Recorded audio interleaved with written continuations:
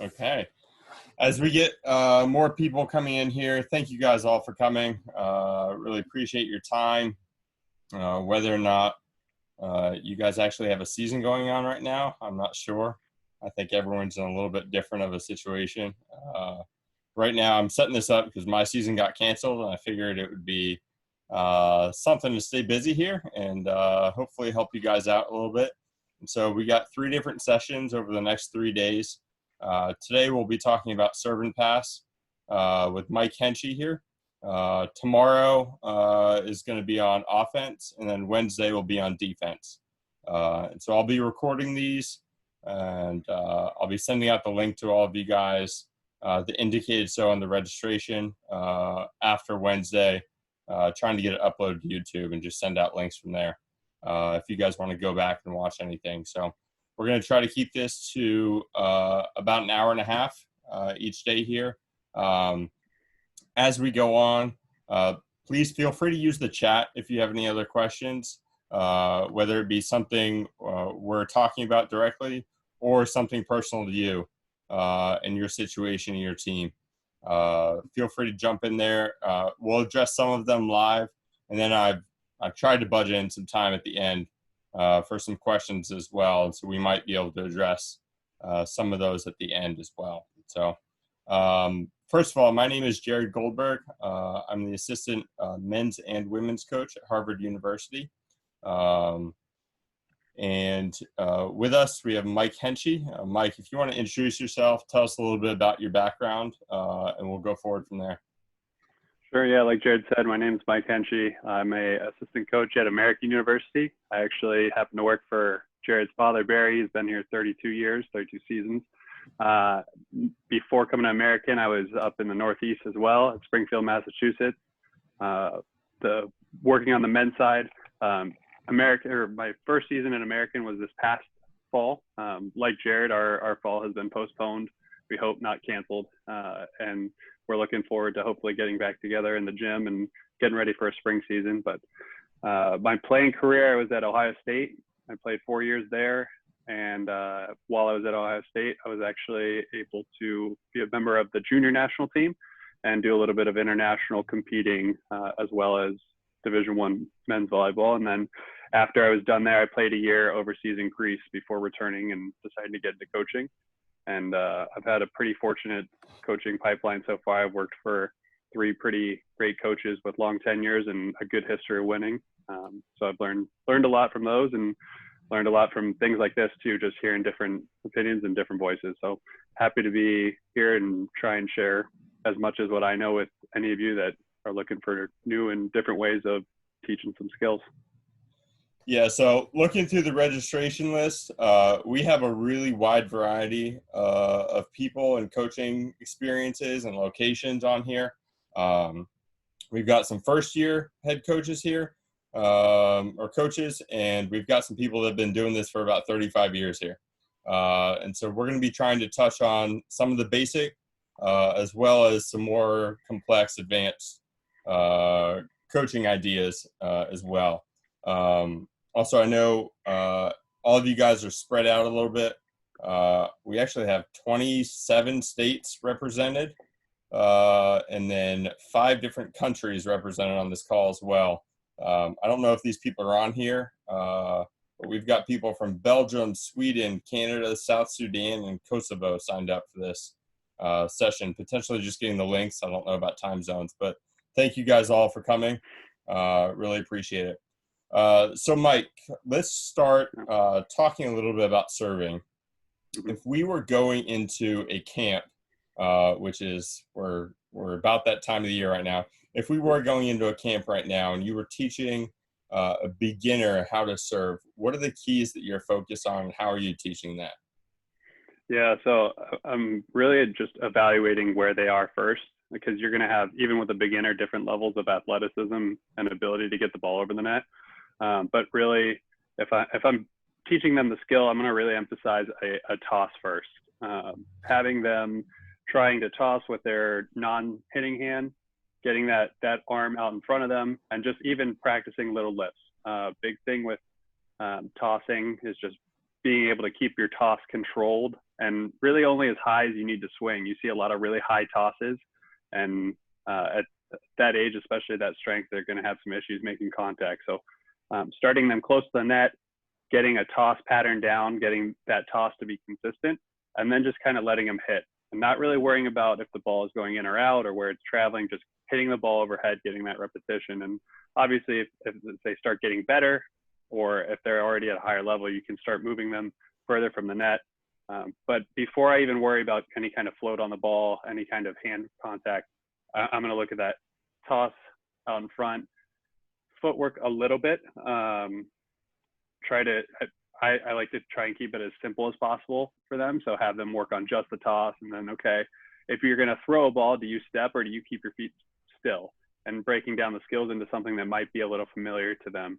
Toss, step, and make contact above your head. And so I'll get them in a ready position. I'll just set them up. I'll get their arm up, elbow about shoulder height, and the hand just somewhere up above it, hopefully not dangling down. And once I get them into that spot, it's just that, okay, work on that toss that you were just giving them and swing through. Just hit the ball over the net and let them kind of figure it out. Let them play with it and kind of discover a little bit of that on their own. Like you said, for camp. Mm-hmm. Yeah, I was going to say, if someone's struggling to hit a ball over the net, if they're kind of right on that balance, sometimes they can get over, sometimes they can't. How much are you focusing on that weight transfer versus like just the shoulder and the arm swing movement? Yeah. I'll have to see how they're moving. If they're just swinging their arm through it, I'm going to work on that weight transfer. So if they're right-handed, coming from your right foot, finishing with your weight into your left foot, stepping through, rotating your hip a little bit, and drawing kind of more force from the strength of your body where the mass of your body is, rather than just relying on that shoulder joint. So yeah, it would be a visual thing if it is just their shoulder swinging at the ball, trying to get everything else involved there with that step. Sure. Yeah. I see that being a big thing. As people are just starting to figure it out, there's some people that have all shoulder, like you or me as coaches. We've hit enough balls that we can go all shoulder and get it over wherever we want. But if you're just on that line, I think a lot of it is the weight transfer in terms of getting that power and engaging those abs and using kind of everything else to get that power over. Now, if you're teaching someone, you mentioned starting closer and kind of moving back. At what point do you start pushing kids back and back and back? Is it once they start getting consistent or just doing the right things? I would say having some consistent results. If we're standing 10 feet from the net and it's not making it over the net, we probably want to even maybe take it back a step and not even worry about what the net's doing. There's something else going on there. So it would be moving them back as they're strong enough to get the ball over. So that's really the part there that I'd be looking at. If you have somebody who is a freshman in high school, who's never played volleyball, maybe isn't very athletic, there's going to be some potentially embarrassment there that you want to probably just work with them off on the side and give them that advice that you're saying. So if their toss looks okay, can we get them to step forward and trying to hit the ball above their head? So moving them away from the net it's a case-by-case basis. I worked with a 12-year-old a couple of years ago with private lessons, and it took us 4 one-hour sessions for her to get to the end line. And there was a lot of other things that prevented us from getting there, but it was just the patience. And I know a lot of people with a full team, you don't have that kind of time that you can spend with somebody, but for some individuals, it does take that long, depending on their athletic aptitude. Sure. That's a pretty good point you brought up with the embarrassment side of things with the net. At what point is it more helpful to maybe serve against a wall rather than with a net right in front of you? You know what I mean? Mm-hmm. Yeah. In terms of the overall skill development, the net's always going to be the best just because it is the real version. It's what you're going to be looking at.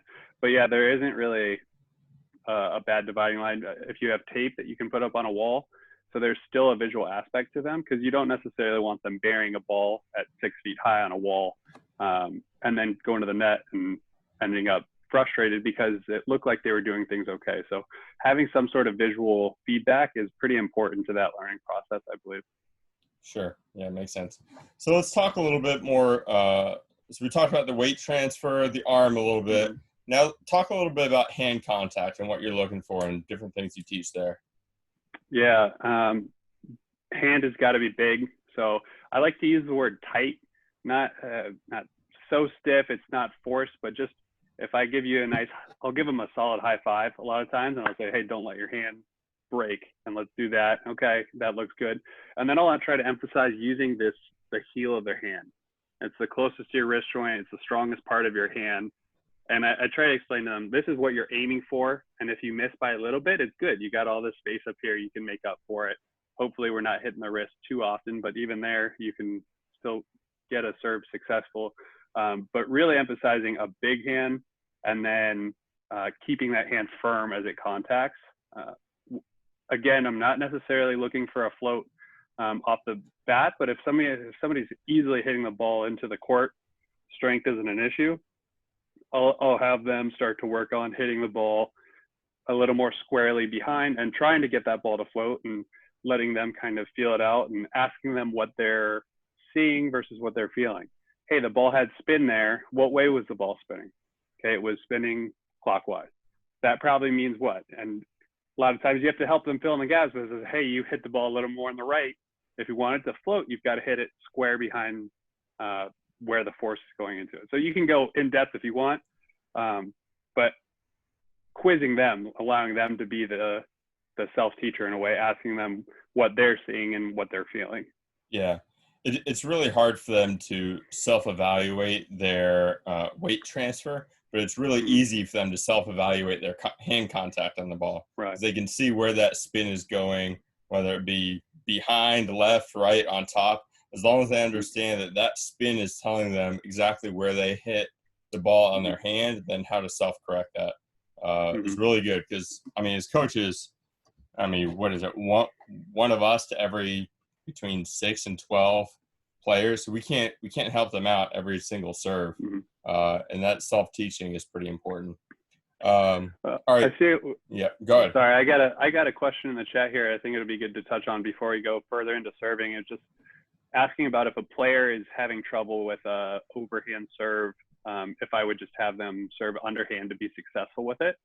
And I would say my opinion is if the underhand serve is consistent and it's going in, you can allow them to have that.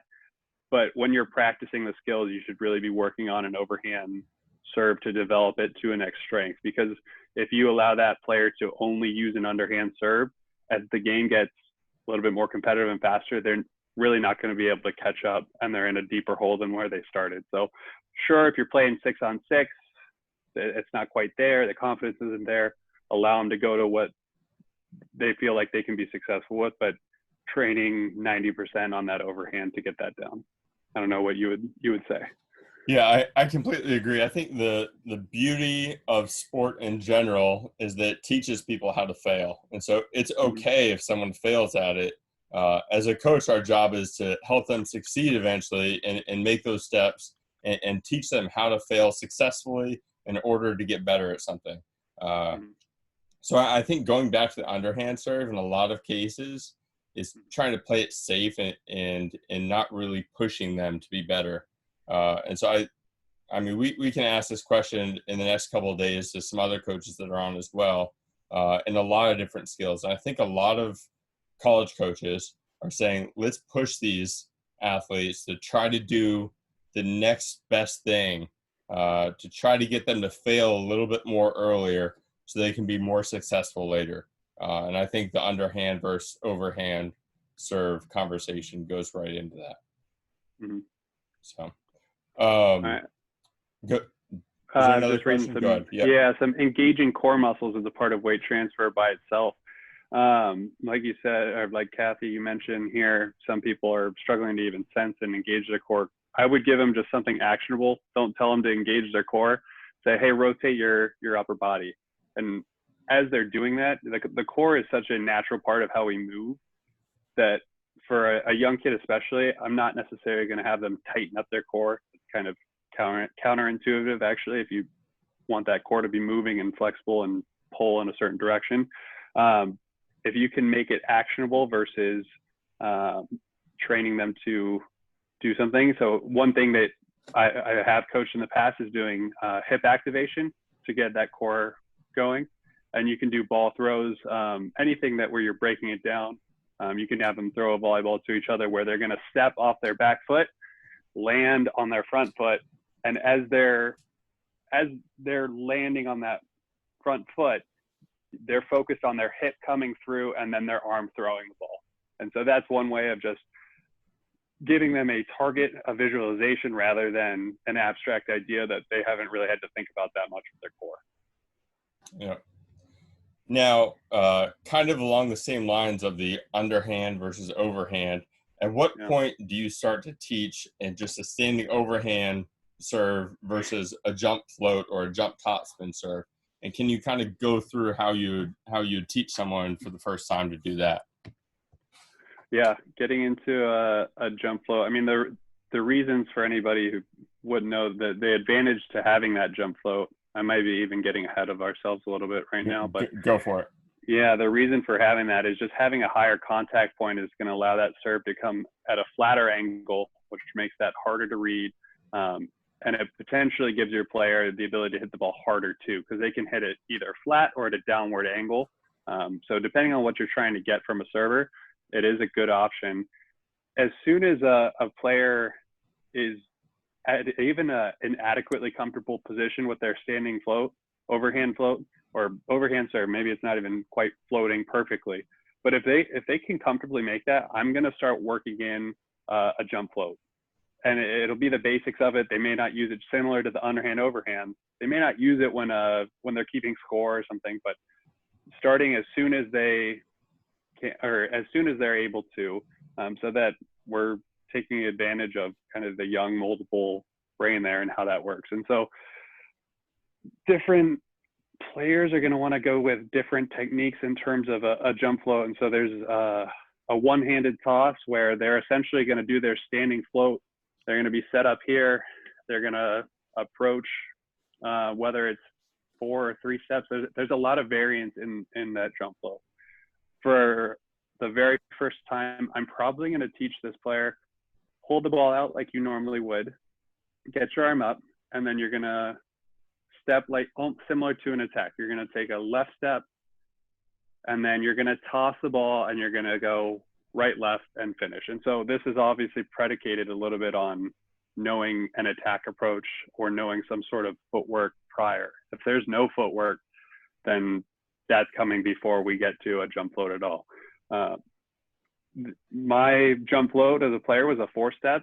A lot of things in the men's game tends to be a 4-step versus a 3-step, just from my experience. And so the only thing I would say if you're coaching an athlete between a 4-step or a 3-step is just making sure that the toss is the same timing. And that can be as soon as your left step goes before your step close. I don't know if that makes sense of verbalizing versus actually actioning it out and showing, but either right after that step, or some people are even a little bit later, as that right foot's coming down, they're tossing and then exploding up. So I see it in different ways. It's a little bit harder to demo here without being able to visualize it, but I'm doing it as quickly as I can. If a player is consistently getting their overhand serve, let's try out a jump float, and it might be 3 reps, 5 reps at the end of a serving practice, and then the next day building slowly. What would you do for that? Yeah, well, here's my question with it is, going back to the standing float, we said one of the most important parts was the toss. And I actually see the same problem with a jump topspin or a jump float. A lot of times people are tossing behind them out to the side. And so when you're in the air, if that toss isn't right, it's a compounded problem, even so to say. And so I would go back again with the toss and the footwork. I think when people are trying it for the first time, they're usually overthinking it. When we're talking about the approach footwork, it's a pretty natural movement. And so we got to teach it a little bit, but then get them to not think so much about all these other things and just kind of go up, jump, and hit the ball. And so What I do you think do good. when that natural footwork is goofy footed and you end up with the right foot in front and it's messing with kind of the technically correct form? You make them go back and do the footwork and the toss without hitting the ball over and over and over again, and until they can start doing it, hitting the ball. And sometimes you'll see they can do it right with the footwork and toss without hitting. Then you say, all right, now serve the ball, and then they do it wrong. And I think it just becomes a muscle memory thing of them needing to do that over and over and over again, and they'll get it figured out. As long as it's something important to stay away from that goofy-footed side, which we'll probably talk about a little bit more tomorrow in the attacking session with some footwork. Right. So the next part about serving I want to ask you about is the balance between how hard do we hit it and speed versus where we're hitting it in location. I think it's one of those things, you're giving up one to get the other. And what do you find more important at the college level? And then what would you say for the high school level? Is that different? So I'm a little bit on either end here, just depending on the strengths to your players. I think in college, the speed has to be faster for your location to even have an effect sometimes. You can't be only really good at placing a ball unless you're pretty good at disguising what's coming. If you're hitting a high arcing serve and it's really good at hitting a certain zone, but the player has all day to move there, you're going to have some difficulty in scoring with that serve. So we in our gym, we train our servers to hit hard, flat shots. They're hitting, they might be aiming small for somebody's shoulder. They might be just hitting a seam between passers. But for the most part, our servers are hitting a pretty tough, fast, and flat serve. I guess the thing that you're really asking is power versus location. Yeah. Starts to become a little bit more, it's nuanced, especially at our level based on a scouting report. And if we think a team is just at a lower level, we might just want to hit the ball hard at them and force them to be uncomfortable because the ball is coming faster than it does in their gym. Versus if we know a team has a bad passer and they're going to be in a certain spot on the court, we might just want to hit that player, or put the ball in a place where the pass is going to come from behind the setter and make it difficult for a setter. So the location is definitely a big part of it. We'll see later when I go through some of the drills that we run. We do work on location serving a lot. We do try to keep that pace pretty fast and flat. So we'll sacrifice a little bit of that if a player is having a really hard time hitting a portion of the court. But I'd say, especially at the college level, the speed, the velocity of the serve is going to be a pretty strong indicator of a good serving team. Yeah, and one of those verbal cues that I know our women's national team uses, they call it FLEAN, which stands for flat and clean. So those are the two things that they're looking for from their servers. A ball that's crossing pretty close to the tape, no higher than the antenna, and then a ball that has very little spin on it. And so that combination typically puts a lot of pressure on the passers. So I kind of just asked the question of power versus location. What about power versus consistency? I think as coaches, there's always this debate of, are there bad times to miss a serve? Are you going after it too much? Are you missing too much? Versus, do we have to go for it at times in order to get the success that we want? From what you've seen, how much do you focus on, all right, just don't miss? And as a coach, do you ever say those words, don't miss, put it in, anything like that? I try my absolute hardest to never bring up missing the serve. Yeah. Maybe it's we need to serve more aggressive. Hey, we need to serve this player. We need to put pressure on their passers. In so many ways, is trying to say the same thing. Hey, we're making some errors. But the last thing that they need. And the last thing that's going to help is me just pointing out, hey, you're missing these serves. It doesn't really help with anything. I hear it a lot. I heard it a lot as a player. As I developed it, so my own history of the game is my senior year of college, we decided we're going to just hit the ball as hard as we can. And of course, men's volleyball being top spin, it's a little different. And we had games where we missed probably a full set's worth of serves, 25 to 30. Didn't work out my senior year, but the years after it worked out okay because they had just practiced. So if you're going to coach aggressive serving and you want that to be the identity of your team, you have to be willing to sit through some errors and not switch back and forth. It's really tough to say we're going to be a tough serving team and then you miss 3 serves and say let's just put it in play, because now there's a little bit of a switch on them that's not exactly fair. Most times, the collegiate level, we do have an expectation that you can put a serve in. My tolerance for missed serves is much higher as long as they are not rushed. So I'll look more at the pre-serve. How long from the whistle to the serve? Did they go through their normal routine? Were they still breathing heavy when they went through it? And so I'll look at more of the controllable aspect rather than the result of was that serve in or out. I have a pretty decent habit of telling people they made a good play even after an error if I can see it was the right thought process. You're going to make errors, you're going to make physical errors, but was their head in the right spot? Were they thinking the right things? Sure. It's Yeah. tough. I was going to say, I think you see that more on the men's side, the tolerance for misses, a little bit less on the women's side. And I think there can be more tolerance for misses as long as the aggressiveness and mindset is there. Sometimes it can go back and bite you. 2 years ago, UCLA was playing Long Beach State in the men's finals, and UCLA pretty much had the match and blew it with missed serves. Just missed serve after missed serve late in a crucial times, and they lost the national championship because of that. But you could also make the argument that serving mentality is what got them to the point of making it to the national championship. That's yeah. And sounds so, like more of a mental preparedness issue than a physical issue at that point.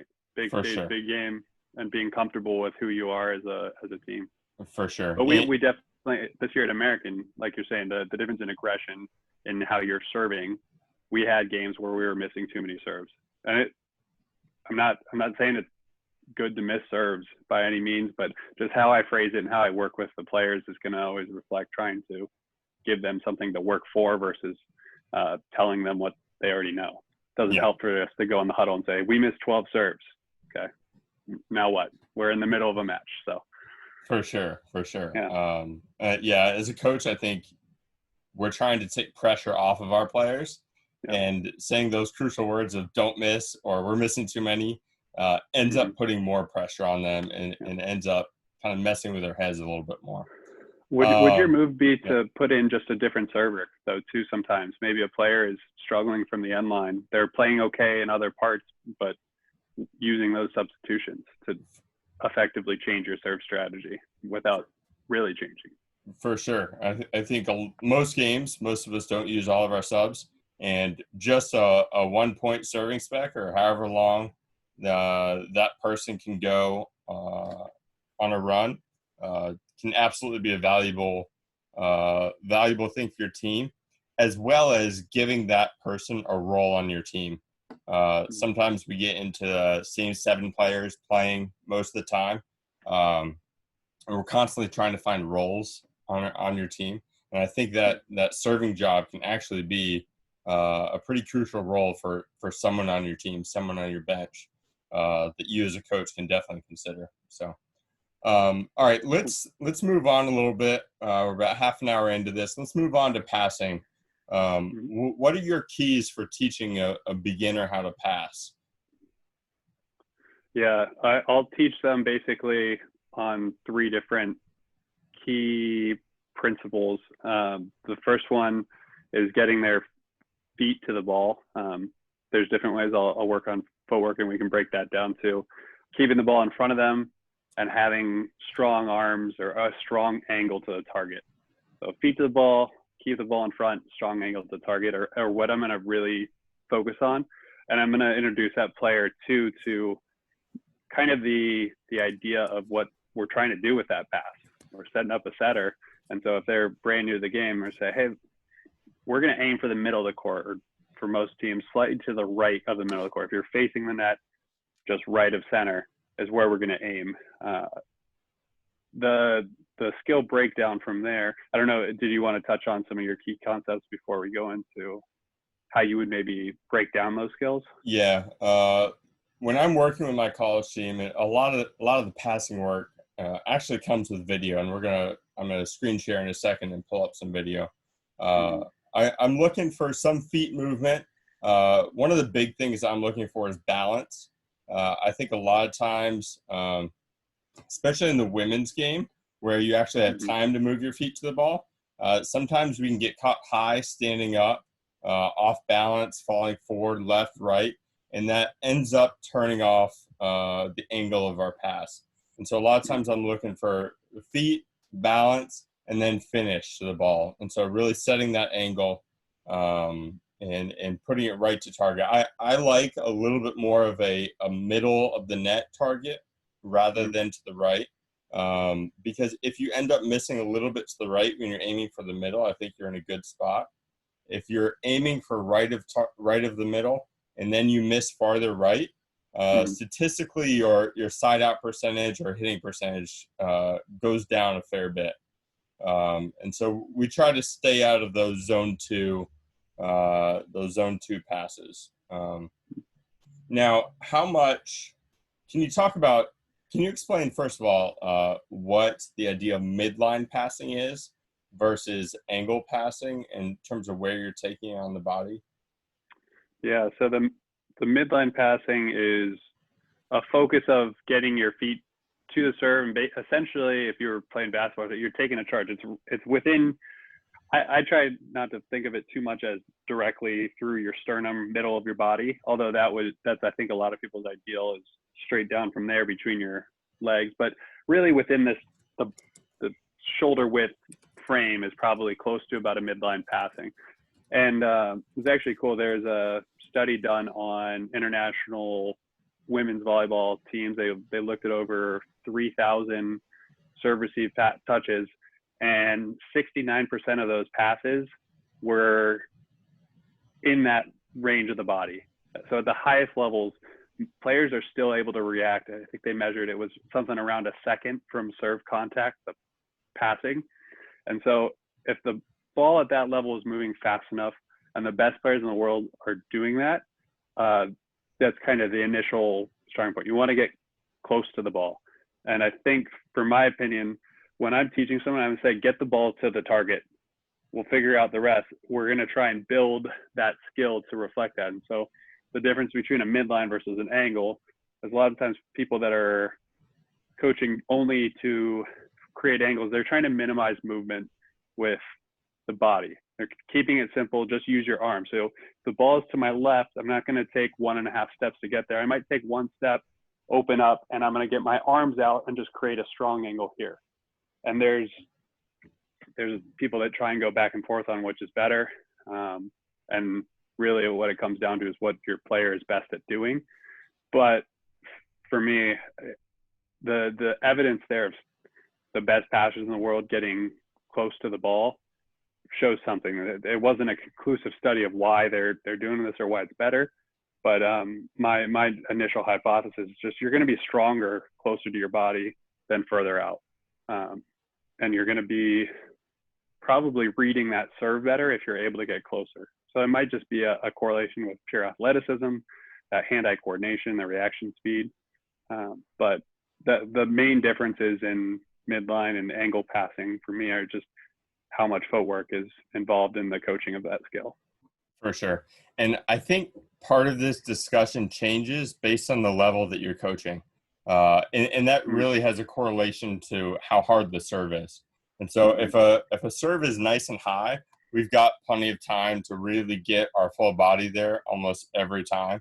I can tell you at the men's college side of things, balls are coming fast enough that we can't expect more than just like one step either way. And so we've got to be able to pass angles as well as pass midline. And so I think as a coach, it's kind of important to be able to train both. Again, going back to Mike said, depending on the athlete that you're working with and their abilities, being able to train going outside your body just a little bit and really creating that angle to target versus moving your feet all the way in correlation with how hard that serve is. So going to that, when you are serving as a coach against your players in practice, how hard are you going? And are you trying to build their confidence up as you're hitting balls at them? Or are you trying to give them game-like speeds? Or are you trying to hit balls higher than the level that they might see in the game to prepare them? And kind of what's your balance doing that as a coach? Yeah, rarely am I going higher than the level that they'll be seeing in a game. If we see on film or we know a player is serving a ball a little bit flatter and faster, I'll just serve a little flatter and faster. So it might be slightly more difficult, but I'm really just trying to build whatever we're working on. So like you're asking there, if we're getting ready for a game, we already know what servers we're going to be looking at. So I'm going to be mimicking certain servers if they're patterns to players, but I'm not going probably more than 75 or 80% of my float serve speed if I were really trying to beat them to a spot. Like we already kind of touched on location versus speed. Most of the time, I'm not going to be serving at 100% anyways, because I want that ball to float and do a little bit more for me. But a lot of times, this example comes more into play if a single player or two players are coming in for extra reps or maybe some DSs.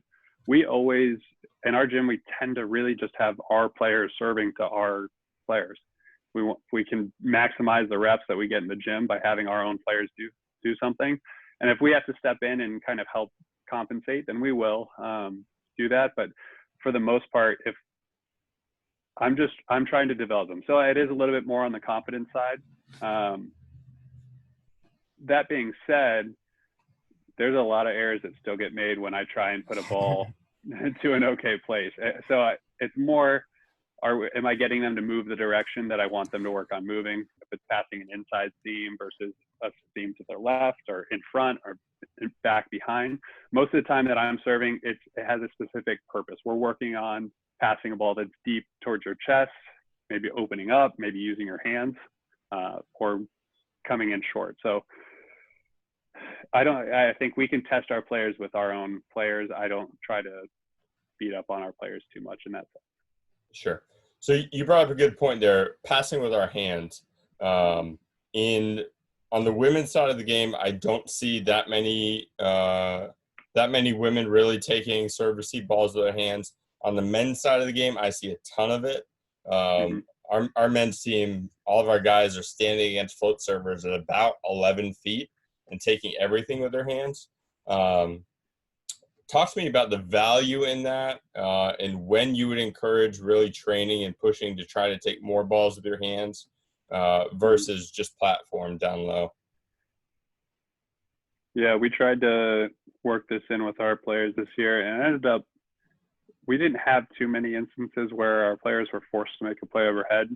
So like you said, it's just not a very common thing in the women's game. So by the time I'm seeing most of these collegiate players, they're actually strong enough to do this. They just don't have the reps at it to be confident in making those plays. And so it's most of the time it's just taking a ball over my head and chucking it at their forehead or above it and having them practice having their arms kind of down by their waist or wherever they're in a serve receive ready position and shooting their hands up through the ball and trying to be strong behind it. And I'll try, that's one instance where I will try and throw the ball past them, because I want them to really see how quickly they can get their hands up to see, okay, I can make this play. Even if this ball is coming fast, I can get my hands up and make an okay touch on it. It would be more ideal if we could do that. I think you could you could put players in a position to succeed a little bit better if you could have them wall off and know that, hey, I don't have to worry about moving backward at all. because if the ball is coming high, I'm either going to play the ball out with my arms and my shoulders, or I'm going to get under it and pop it up with my hands. And so you can eliminate their strategy of how they're going to play the serve if they don't have to worry about 360 degrees of coverage. So I think that's the major benefit, is just having that confidence or the competence in that. Yeah, absolutely. And I think you're completely right in that a lot of the women's players that get to the collegiate level have not had the reps as a high schooler or middle schooler even trying that. And part of it is a strength thing. Not too many 12, 13-year-olds have the strength to be able to do that. But once they get close, I think that's the point where you start to introduce it more and more to try to push them and challenge them to be able to take more balls to their hands. I don't know. For me, I was a setter when I played, and so I couldn't pass the ball for my life. But if anybody served a float serve at me, I could always take it with my hands. And so I've always been a proponent of maybe we should just step up and try to take more balls to their hands. With the rules the way they are, you're not going to get called for a double. So yeah. The biggest thing, if a coach here does want to really try and work on that overhand passing, the footwork becomes even bigger. You don't want a player reaching out here to play that ball, because a lot of times it's just not going to finish well. Even if it doesn't get blasted through their hands, they're going to have an issue controlling it, and might even get called for a lift when they get down here and low. So that footwork, you're jamming it up. You're going to have to react faster, so your feet are going to have to move a little bit faster a lot of times. Yeah. So we have a question here in the chat, and it's essentially saying, do we always have players pass the toughest serves, or do we want to try to build them up, taking easier balls and trying to get to a certain level? What's your thoughts on that? And then I'll share mine. Yeah, we do train, we break down skills and do it not at full speed. We try to avoid, being a full court serve and not going at least above 80% of a game speed. So for example, we'll do a butterfly drill or some half court passing where maybe the player is a jump server, they're standing and floating it in. So they're working on some hand contact, but the ball isn't going to be coming at quite an extreme height and pace at the passer. And the passer is really getting some reps. They're getting some fluidity in the movement. They're getting a little bit of that confidence built up. So we're definitely not only making them work with tough serves, especially if the focus is going to be, technically breaking down passing and moving to your right or moving to your left. Our players are pretty good at putting a ball somewhere, but they're not that good. They're going to need to sometimes even throw the ball in order to train in a direction. So yeah, we'll start with some technique and then increase the difficulty. Yeah, I would say my answer to that is it depends on where you're at in your practice. And so some types of warm-up drills, it's nice to be able to do some things easier, basics. But I also know some coaches that their only goal is to try to build confidence, and they go this 3/4 half speed throughout so many reps all week, and then they get to Friday and Saturday, and then all of a sudden, for some reason, our opponents aren't going 50%, 75%. And so I've had that problem both on my women's team and men's team in a little bit different ways. On the women's side, I think based on what my head coach wants us to do, I think it's a little bit more driven on the confidence side of things. And on the men's side, we realize that sometimes we are not preparing well for the weekend if we go half speed, because there's some brutal serves in our conference, and we've just gotten torn apart. And so we get our serving machine out and crank it all the way up to full speed. And honestly, it's still only about 90% of what we're seeing on the weekends. But my arm just can't replicate some of the things that we see. And so my volunteer year, yeah, same thing. Yeah, at the men's level, if we do have men's coaches here, we bullied them a little bit more on that side, just because the game, the serve was going to be that much faster, like you're saying. Yeah. And so I think there is a balance, and there's time for both. Yeah. And I think if you're preparing for us, we're practicing Monday through Thursday and then playing Friday, Saturday games. So we have a little bit of build up throughout the week. I don't think we want to do the whole week with one thing of only confidence or the other of just breaking them down. It's got to be a little bit of a balance. And if you are breaking them down, you've got to be verbally bringing them up a little bit more. Yeah, that's another thing just to touch on before we move on from that confidence piece. A lot of times their confidence is going to be independent of the speed of the game. It's going to be how they came in that day, what the vibe is. But in terms of a motor learning perspective, you really want to be moving kind of half speed, slow to develop a technique, or fast pace. There's not a lot of learning that goes on in the 60 to 80% range. When you're moving at 3/4 speed, a lot of the research in other sports too, mostly is what I had learned about, but you're better off either going fast or going really slow. Medium is okay to warm up, and it's okay to move and get the blood flowing, but it's not the optimal way to kind of learn that skill or train that skill. Awesome. All right, I'm gonna share my screen here, and we're gonna break down a little bit of film. Actually, a match from 3 years ago of Harvard versus American. At Harvard, we might go through about the first set here. I will say, even though Harvard won the first set, Harvard got crushed in 2, 3, and 4. This was the year before Mike got there. So, Mike, if you want to kind of talk a little bit more about the passing once we get on AU passing, and then I'll do a little bit more when it comes to Harvard side of things. Yeah. But we'll go through this. And since we're on Zoom, I realize there's a little bit of a delay, and so we're going to go slow motion through this whole thing so we can kind of break it down here. So just talk to me about what you're seeing here and what you like to train. So the first thing I noticed was our passer in zone 5, her hands are on her knees when the server's toss is coming up. And so I just would prefer them to be in that ready to move position a little, like split second quicker, meaning their weight's in their legs completely. They're ready to push off and move whatever direction that might be. I really like, so Kristen Largay, she's the all-time dig leader in the Patriot League for everybody. She just graduated this year, but she actually makes a pretty strong move here. She recognizes the serve's coming deep. She moves back, and then as it's coming, it's still coming to her body. And so that's where you see this angle passing. She's going to open up to create space between her arms and her body. So that space becomes really important in a lot of different skills because it gives you some flexibility, some variability in what your arms can do in that move. And so if she were to not open up here, she's trying to take that ball and it's coming right there. And so by flipping her hips around and then swinging out, she can now get her platform out and have a little bit better control of the angle. So I really like her movement through this pass. Yeah, and one of the verbal cues I've heard on this is just getting your hips back and hips out of the way. And so a lot of times you can just talk about getting your hips back to really get that opened up. Yeah.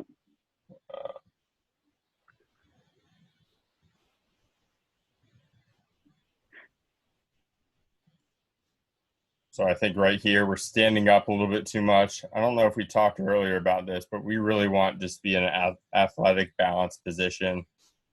You can see there the angle wasn't really strong and controlled. Mm-hmm.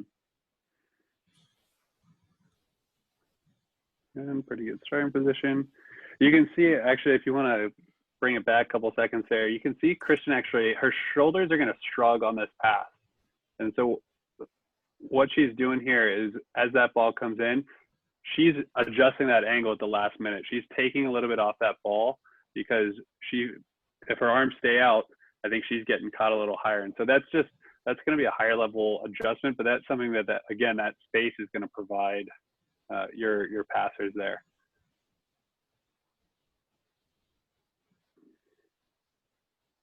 There's the overhead. There you go. Yeah, the overhand. She is a Hawaiian, and I think they do train overhand a little bit earlier in age there. You see this a lot more. There's really strong hands above the head, and so you get that move, and she just makes that adjustment. So here's actually one of the things we didn't talk about too much. It's just different types of serves. And so American kind of has a history of having a lot of different types of servers. And so we got one back here. I don't know if you can see toward the top of the screen. The server is starting 10 feet back deeper. Do you guys have kids on your team right now that do that still, Mike? Yeah, we have two. We had one that liked to get as far back as she could. She was normally in the paint for a basketball pen line, and then another that was maybe 8 or 9 feet off the court as well. We also had a jump spin server, and then some servers throughout the rest of the court too. So we did have a good mix up. The cool thing, or the strange thing, is that deep serve. It doesn't come fast and flat like the others. It's a little bit higher, and it tends to move, so that you get a lot of easy serves out of it. But you get some like here, that libero is seeing it come out high. High normally means deep in our brain, so there's a later reaction to that serve dropping. Yeah, and it's just different. So this libero here, her name is Sydney. I can guarantee you Sydney does not see many deep float serves like that. And so all the muscle memory she has, thinks that high, deep, and then she gets beat short on it when it just drops on her.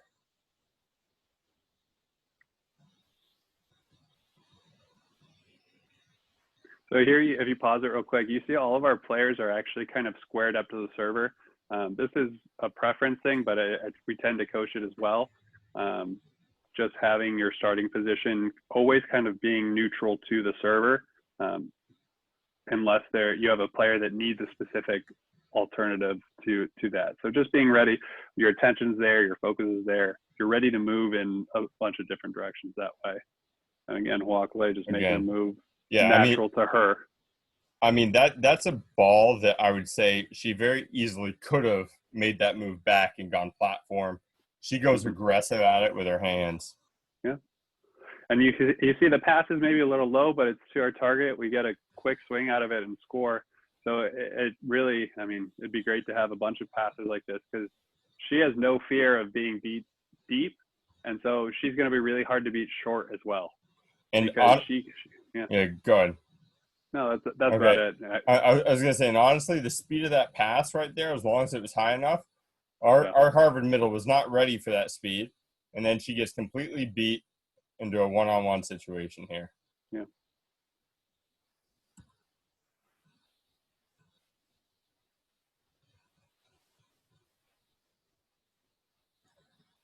So do you like that balance from your libero? I think it's a little bit too wide. Yeah. I don't think it's even that balanced, even though, I mean, all of her weight is center, but she can't move very well from there. So I'd like it to be a little bit closer. I think if the ball ends up floating true and moves, I think she's in a bad spot to be able to adjust. Because when she goes that wide, her weight comes back on her heels a little bit more. Mm-hmm. So, one thing, the difference between your libero's pass and our middle back here is I'm looking at like the shoulder and body. How much does it change after the ball's left their arms? And you can see there's not much. Her arms are doing a lot of the work and adjusting for that, but that center of gravity, that strength in the body is there versus having to kind of jump and catch your balance after. For sure. Definitely like to stress simple moves in serve receive as much as possible.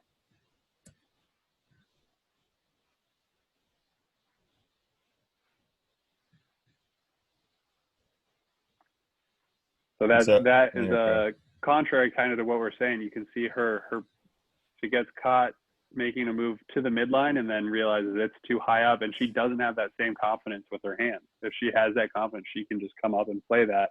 Now she's stuck making a last minute move. And I like athletic players, but I always remind them, let's not rely on your athleticism to make each play.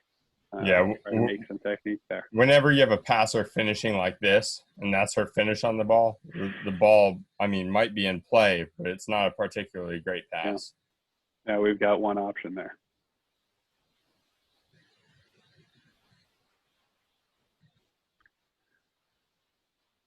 So that you can see our passer get stuck in her heels.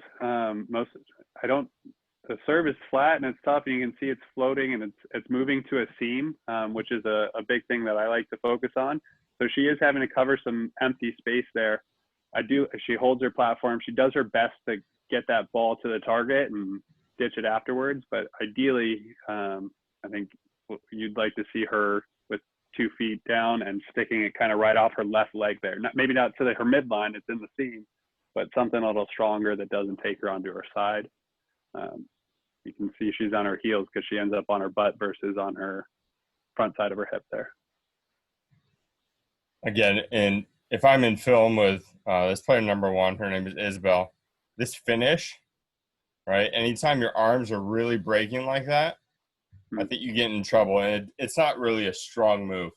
And so we like to teach really holding that finish as much as possible and holding that angle.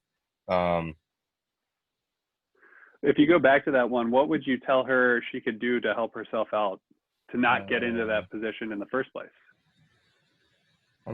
Where did it go? I lost it. Sure. It's okay. All right, here we go.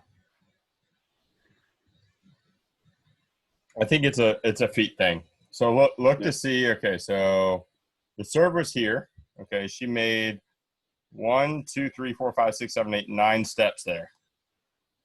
Right, and so it just comes down to reading.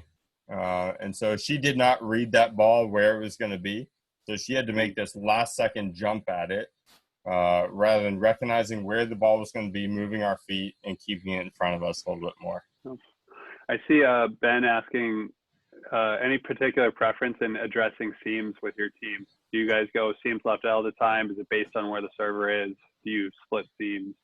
Yeah. And so for Harvard, if the server is on the right side of the court in zone 1 or half of zone 6, we go seams left. That means let me get it set up here. All right. That means you have any ball to your left. Number 1 would have the ball in this seam to her left. This is 7. She would have the ball to the sideline here. And 12 would have all this space. That being said, I always get into the conversation of a ball kind of right down here, right? I'd still like number 1 to take a move like half a step to her right versus 3 shuffles by number 12 here. And so if the server is coming from the other side, we would flip it and go seams right just so they have more time. But I'm really emphasizing also, even though there's those seams, I want both players crossing all the time and really expecting the ball. Yeah. Mike, do you have a different answer, or is that what you guys do? It's pretty similar. It might depend on who our passers are, if it's a libero or a passing sub in there. Sure. Yeah. Just trying to take more space. Yeah.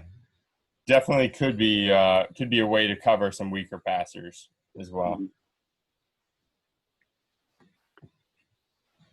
All right, we're gonna do a few more here, and then we'll jump to give you guys some drills as well. So this is a great example of, I like the crossing by both of them here. Right, we had seams left because the server was on. Server was coming out of zone 1, and so Grace took a step to her left, played the ball in front. Sydney was playing that ball behind, fully expecting to get it. I would have liked a little bit stronger of a finish on that platform, and I think that's the reason the ball came off the net so much. But really good crossing move on that seam.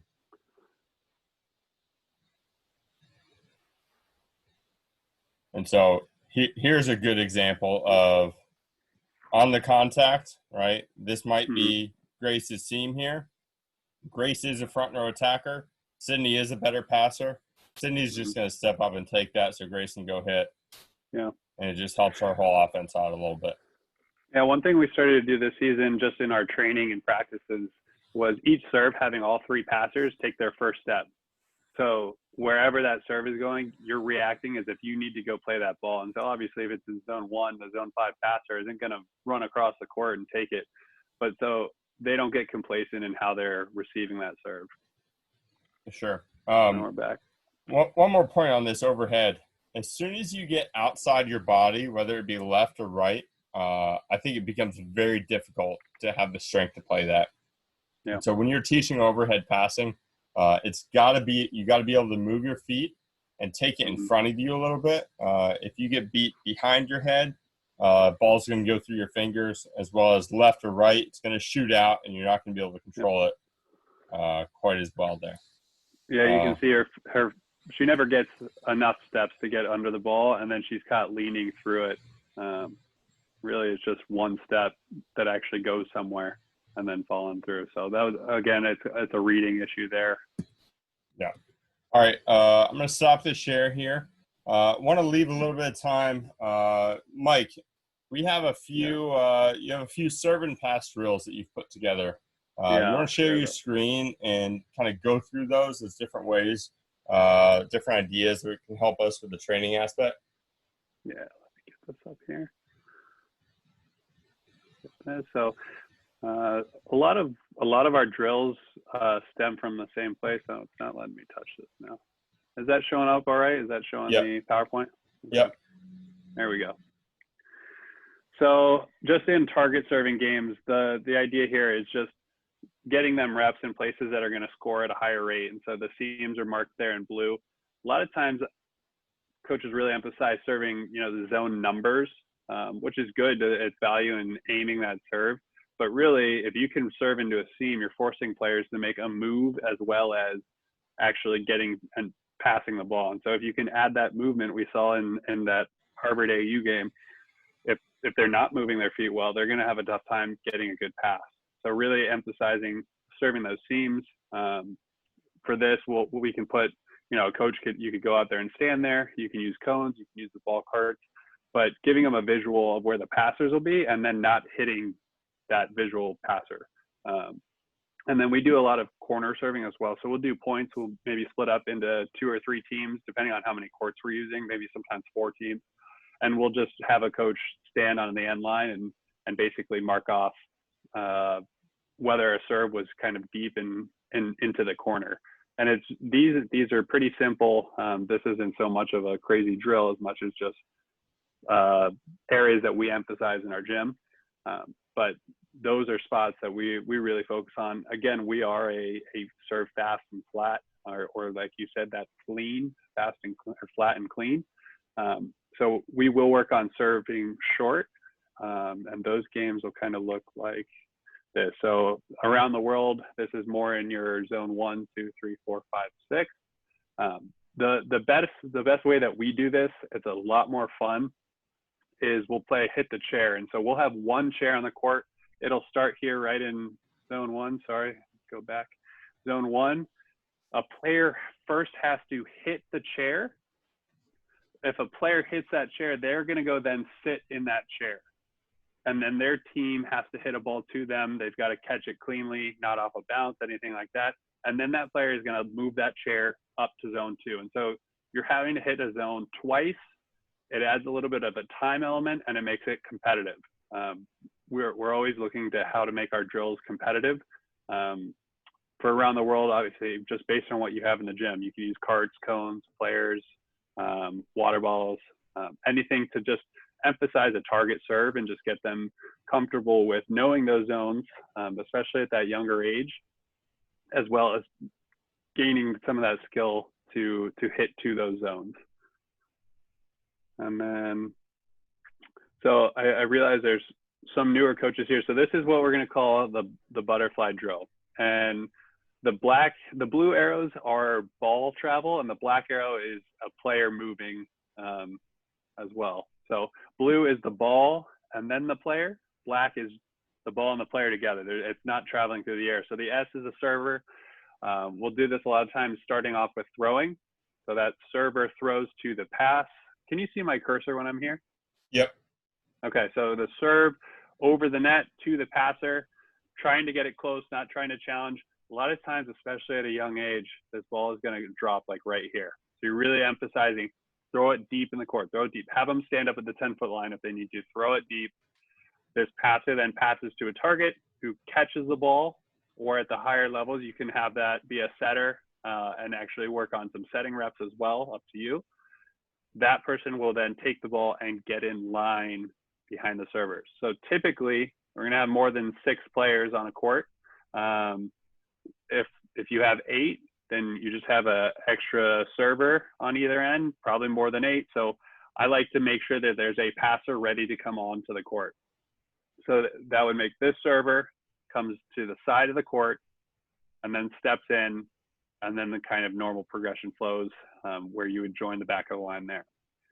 Up to your discretion as coaches. A lot of times, if you have extra hands in the gym, maybe if the server is behind the end line, they miss a serve, you can either feed them a ball to throw into play, or you can be at the end line to serve a ball so that this passer still gets a rep out of that exchange, that you don't get stuck behind or partnered with a bad server or bad tosser, someone that doesn't like you, who knows. But we'll also flip this. So I don't have the graphic for it, but basically the server would be on this side of the court throwing, and it's just working on a different passing ankle to the target. So they would be passing to the middle of the court here so that the setter can move forward on that way, or in that direction. All right, into more of a game. So this is just the visual representation of it. We play a lot of servers versus passers. We do different types of scoring for this drill, but essentially it's revolved around just pure competition. We're trying to put pressure on the passers to get a pass to the blue box here. As Jared said before, his box is more in the middle of the court. That's fine. We actually are a little bit more to the middle of the court as well, but there's not much leniency behind the setter. Actually, if you see with the yellow here, kind of represents that. So a server would only get a point for, a pure ace ball hitting the floor without a player passing it, a player shanking the ball out of play, or if the ball is landing outside of the zone. So giving them credit not only for an ace, maybe an ace is 2 points, but giving them credit for pushing a team into a bad pass situation, so that the emphasis is more of a pass fail in terms of their ability to score on their serve, and just saying, hey, being a tough server is enough. The aces are the cherry on top. One thing we'll do sometimes is we'll do 3 in a row before 2 in a row or something like that, where the passers need to get 3 passes in a row here, or washes. A wash would be in this yellow zone and not in the blue. 3 in a row before the servers can get 2 bad passes in a row. And so that's just increasing that pressure in some other ways. And then up here, I put SVP v SVP. This is what we started doing this season. It's the same thing. We're just going to put a group of servers on the other side of the net, a group of passers on the other side of the net, and we're going to basically say whatever team wins. It's first to 5 perfect passes, or first to 5 points for the servers, and whoever gets there first gets a win. And then we'll play with individual players, a score to 3 or a score to 4 or a score to 5. And so now these servers have an incentive not to miss their serve, a little more so than in our regular game. We didn't always penalize servers. It was kind of every second missed serve. But so there's speed. These servers are trying to get through and get more serves per minute in than the other team, so that they have more chances to score, but also put pressure on. So it added a much more higher level, just competition to the game, lights a fire in them. Our head coach is really into being able to compete in our skills as much as possible. So that one quickly became, we were playing that once a week, most of the time twice a week, just because it was so fast paced. We were in mid-season shape. We were in end-of-season shape. So we weren't really focused on teaching a new skill, but that servers versus passers versus servers versus passers, it's a fun, controlled chaos drill. That one's definitely one of my favorites. All right, we're about to transition into just answering some questions. I know Heather had one in here, but yeah, let's just go right into that. And if you guys have any questions, just put them in the chat, and we'll just start answering for the last 20 minutes or so. So I talked a little bit earlier about putting in a serving spec, and the question was regarding philosophy of how much do you let a player struggle through something versus putting in someone else and pulling them for any sort of reason. Mike, you want to answer that, and then I'll answer it as well? Yeah. It depends on who that player is for your team, in a way. It's not equitable across every player. It's just not fair in that sense, I guess. But we had a player this year that had difficulty adjusting to life in the U.S. She was from overseas. She came late. She wasn't gelling with the team.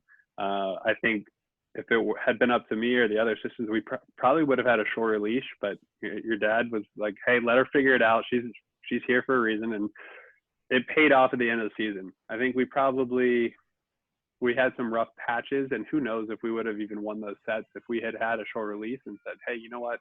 You're struggling. Let's give someone else a chance." That player ended up being a conference award winner for us, and so it really was for that player just getting comfortable on the court.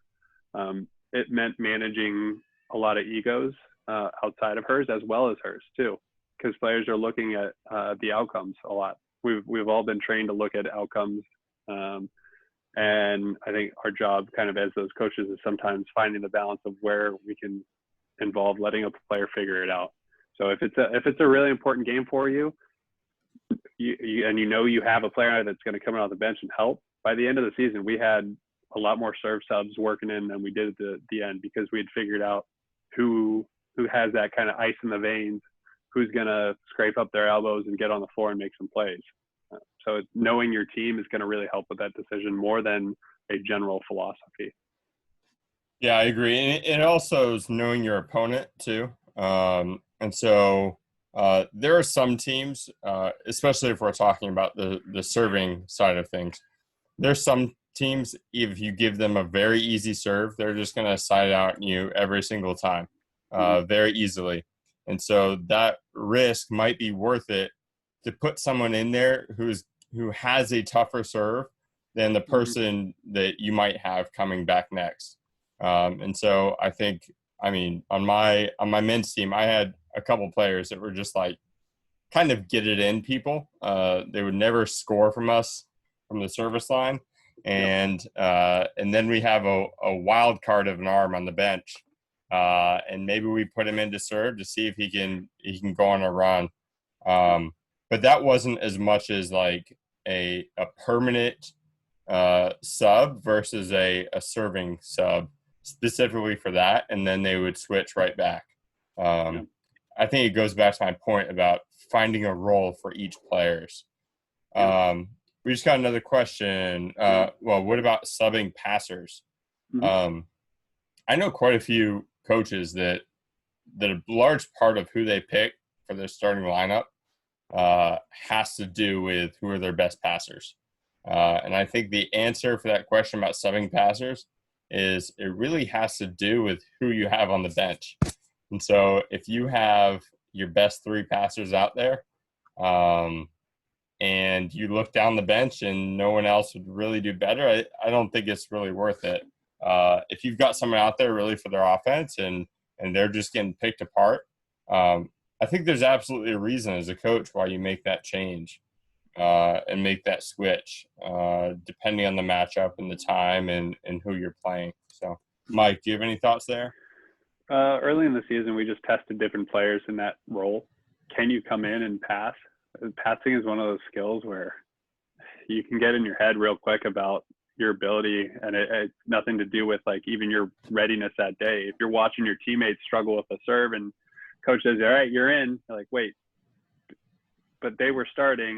Now I'm supposed to go in and be better." There is some mentality there. So sometimes even just giving the passers on the court a direction. Say, "Hey," a lot of times you're going to see, "Hey, we keep getting beat short," or "We're getting beat short, then deep, then short, then deep." Giving them direction and how to negotiate that exchange is going to be more beneficial than subbing in a different player that's not necessarily ready. If you have that hard-nosed player that can do it, sure, great. But give those players direction, and it may not even be right, but just give them something to focus on rather than the mistake that they made the play before. All right, hey, everybody take a step back, play everything in front of you. Boom, there you go. Who knows? May not work, but it's going to at least transfer their brain from being in the past to on fixing something. We've also gotten to the point, I think in volleyball, almost across the board, most teams are going with three-person serve receive. I think depending on the makeup of your team and your opponent, there's an argument to doing something different if you're struggling as well. And so that's just another option on the court that you could make if things aren't going well and you don't find the right move. We've pulled our opposite back to be a fourth passer at times. Yeah. And that just cuts down on the amount of movement needed. I think when we were going over film there, I think most of our problem has to be just body positioning and moving to the ball and getting to that right spot. And sometimes a fourth passer kind of hugging the sideline can just make it a little bit easier for everyone out there and increase your chances of success. I agree. There. You just have to make sure you've trained it. It's not the first time in the middle of a match. Sure. Absolutely. They got to know what they're doing, what their role is going to be if that does become your go-to. And you see, too, our level will pass 2 players sometimes. Yep. If we think it's just going to clear up the responsibilities, because sometimes less people is better at negotiating out space. Maybe they are moving their feet, but they have one person that's not saying anything and just kind of throwing a wrench into things. Sure. And I think that 2-person serve receive, you can get away with that because for the most part, almost at any level, people are serving where they're facing. You see very few really deceptive serves, well, on purpose, of them really trying to go face in zone 1 and then just wrist away at towards zone 5. And so that 2 people, I think that goes into our next question here. What are the kinds of keys or points of emphasis you guys use for reading the serve? I think a lot of it goes into body position, where you're facing, but then also reading that toss. As Mike was talking about earlier, when we're teaching serve, we want that consistent toss. But a lot of times, if a ball is way out in front of you here, you're probably not going to be able to hit a short serve very well. Same thing if the toss comes behind you, you're not going to be able to drive a hard flat serve. And so the first thing is body positioning, reading the toss, and then the arm swing and the speed can help give you those keys. That being said, I think passing is one of the harder skills to teach and be really good at because in the end, it takes a whole lot of repetitions of really this idea of reading the server and the ball movement to be able to know where we're going to move our feet. I think it's just one of the harder skills in volleyball to be excellent at. Mike, do you have any other thoughts on that? I'm just branching off that. I tell our collegiate volleyball PE class takers, whenever the kids that have various backgrounds of athleticism, much like an incoming middle school team or even high school freshmen, where you just got to have a huge range. We start off with serving and passing to just make sure we can start the game. But I always tell them, this is going to be the easiest skill you learn, the hardest to master, because it's purely reactionary. And you're going to be able to put your arms together and hit a ball pretty quickly. But then how can you adapt and get better? It becomes a much harder thing beyond that. And I give them that warning and say, hey, you're going to figure it out, but there's a lot more left to this skill. And when talking about reading a serve, I have trouble sometimes giving them something exactly. A lot of times I say, okay, look at their shoulder, or see what they're doing. A lot of times it's kind of overthinking it. The real thing that's impacting your player's movement isn't the reaction, the visual reaction, or what they're reading. It's going to be that movement speed. And so part of reaction time is response time versus movement time. And movement time is where you actually increase reaction time in general. And so I don't focus too much on reading the serve or too many big things. Maybe some of the bigger ones at the high school level is, hey, if you see them rock back, their shoulder drop back, or you see their arm drop, look for maybe a shorter serve. So maybe there's something like that. If you're the coach and you're noticing this player has just a tendency, don't keep it a secret, give them a tendency.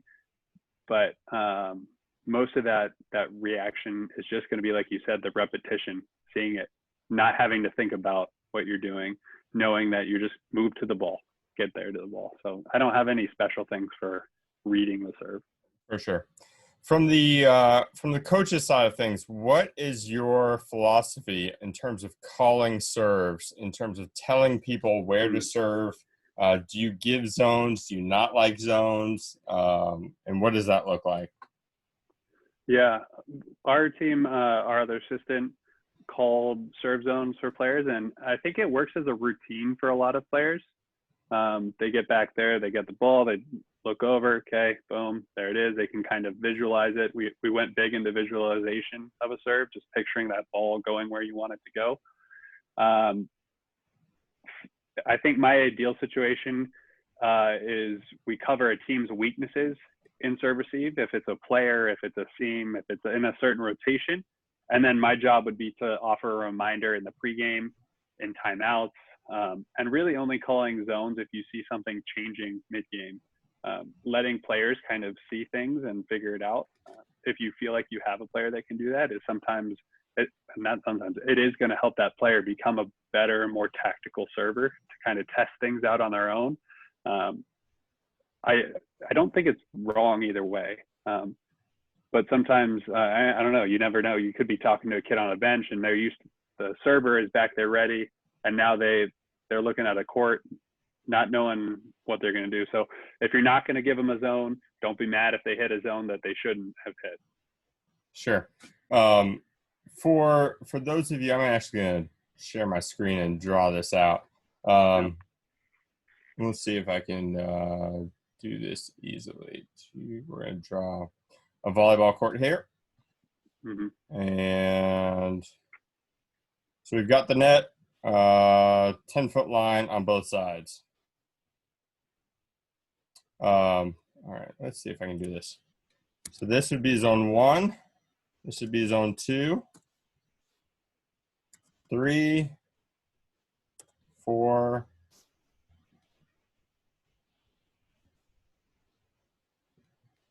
So this is typically what we're talking about in terms of calling zones. Most teams break it up into 6 zones, starting with right back, then 2, 3, and 4 are short across the net. 5 and 6 are left back and middle back. There are some people that can even break it up into 9 zones. You can go 7, 8,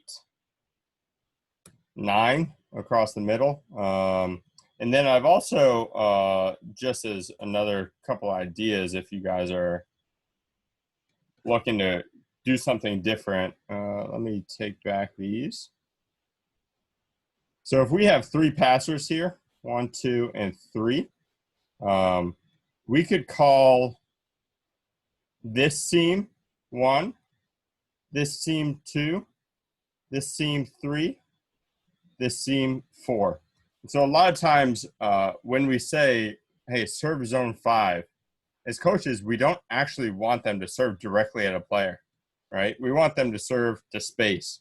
And so I know our men's national team uses a system closer to this, that they're actually telling them places where players are not, rather than serve it at this one. Because a lot of times we try to say, hey, serve the 1-6 seam or 6-5 seam. But really this system would be designed a little bit more about being clear, hey, we never want to serve at someone. We want to serve at this space. So those are a couple different ideas for you guys to do. We've got a couple more questions here. In serve receive, how much of an emphasis do you put on communication in terms of who covers what seam? I noticed that some older age groups, higher level teams don't communicate as much. Thoughts on emphasizing communication in terms of being disciplined? I think you say that about higher level teams because the time to be able to communicate decreases as the serving speed comes faster. And so some of it, as the serving speed comes faster, you've got to spend a whole lot of time in the practice gym next to the person that you're going to be with to understand, hey, who's got what ball here. It kind of goes back to our conversation about passing seams, seams left or seams right. A lot of times we want our passers covering it, but I'm really encouraging my passers to do this communication before the serve, more so than just saying the whole mine, mine, mine. I think there's got to be a mutual understanding before you go into it, because both people could be saying mine, going for the same ball, and then it's kind of nobody's as well. In a best case scenario, worst case scenario, no one goes for it. Mike, I think, yeah, I mean, I read it the opposite way in that it was more pre-serve communication. And I do think you see a lot of younger teams, they have that cadence of, all right, I got your short, I got your deep, and then they have a routine of saying it, but and they probably even do understand that concept. A lot of times you may not see a outward communication of here's what I'm going to do, but our libero will go over, hey, I got your seam on this one. As they're getting ready to get into position, there is little chirping back and forth of, oh, this server, hey, watch this tough down the line at you here. Or, hey, I'm going to protect your seam here, so you can look for that serve. So there is that communication going. It's not as generalized, and it's not as much of a big routine thing where they're saying the same things each time. And so I think it's beneficial at the younger ages where they are doing that, because they're not evaluating what's coming at them at a high level. So to have a responsibility is important, and to have them verbalize that responsibility is going to firm up that ability to kind of, after a play, say, oh yeah, that was mine because I said it was mine, and so I need to then go make that play. So there is some accountability, and it is happening at the upper level. And so perhaps even just explaining to your players that, hey, they are doing it, they're just not yelling it, could help them buy in. I was not great at that as a player, communicating the serve or seams, but a lot of times, as you're saying, you've spent so much time next to a player. I know if Jared's going to step to his right naturally and take a ball, or if he's going to bail as soon as the ball is served and leave me with 10 extra feet to pass, which we've all been there with everything. So, and I think that's a reason why in practice you do want your starting outsides and libero to spend as much time next to each other as possible. It just kind of breaks down that communication a little bit better, and the fact that you don't have to say everything to get a point across because you've done that and spent that time. So yeah, that's a great point. Before we run out of too much time, yeah. When we're practicing serving and passing, we will mix up the groups. There's a new 3 over there each time. It's not the same 3, and we'll move it. But we're as coaches, we're making sure that we have players passing next to each other in places that they're going to be. So they might be over there with a third person that's not going to be on the court with them, but that seam at least is going to be something that they're working on. So being able to work players in that way is definitely valuable, without anybody differentiating and say, oh, I'm not with the first team passers right now. Sure. Awesome. Well, I think we're going to wrap it up here. Thank you guys so much for attending today. I'm going to be sending out this recording after the Wednesday one finishes up. Tomorrow, we're going to have Ahen Kim and Aaron Riley from Brown University on, talking a little bit about offense. So we hope to see you then. Thank you, guys. Thank you, everyone.